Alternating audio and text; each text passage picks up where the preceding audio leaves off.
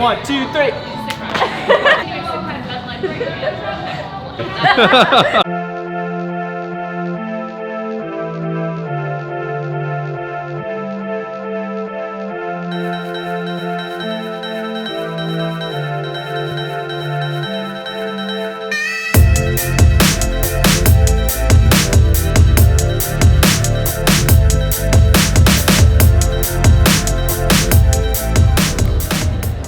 All right, so we got this sweet supplement stand from Ben Fogel over at Epic Fitness in Mill Creek, Utah. Go check him out. He's awesome. Thanks, Ben. And it actually sparked the idea to actually talk about supplements today and who they're for and when they're appropriate to be used. So we often get asked, what type of supplement should I be taking? And we wanted to address that today because we want to, first of all, talk about how supplements are called supplements for a reason. They're meant to supplement an already good diet, nutrition, and training plan. So you want to, first of all, be weary of companies that will claim that their one pill or their one supplement is going to answer all of your nutritional or training woes. And instead, you want to focus on, first and foremost, getting into a good training routine and starting to eat more whole foods and vegetables and protein, and get all of those things in place before you start thinking about supplements. Once you do have those things in place, then you can start thinking about how you can enhance your results with some supplements. So early on in your sort of lifestyle habit changes, you can start to add some supplements in slowly, and some of the first ones we would recommend would be multivitamin, which in that case is really just an insurance policy to make sure that you are getting all of your daily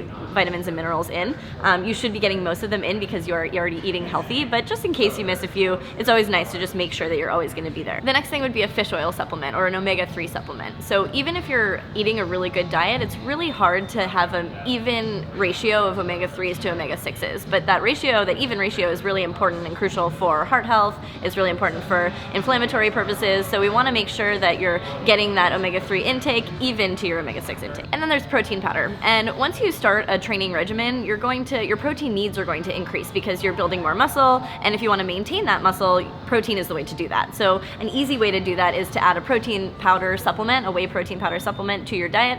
If you can take it right after your workout, that'll actually really enhance your recovery as well. Now, once you've been training for a while, you can start to get a little bit more specialized with your supplementation. So for instance, if you're doing more long distance endurance training and you're sweating a lot, you're going to want to take something like an electrolyte supplement, and that's going to help replenish all of the minerals that you've lost through sweat. Or if you're getting more serious with your strength training, you're going to want to take a BCAA or an amino complex. And what that will do is actually help to maintain and build more muscle and help with your recovery after your workouts. So supplements absolutely do have a time and a place, especially once you've sort of established that really good base of training and of nutrition. And one thing that we really want to note is that it's really important to find an organization that's a trustworthy source. So we like Thorne Research or Thorne FX. We really like them because they're a research company first and foremost, so they actually do a lot of scientific research about what this supplement is actually doing for your body. They're also backed by John Berardi, who's the owner of Precision Nutrition, which is another really trustworthy source.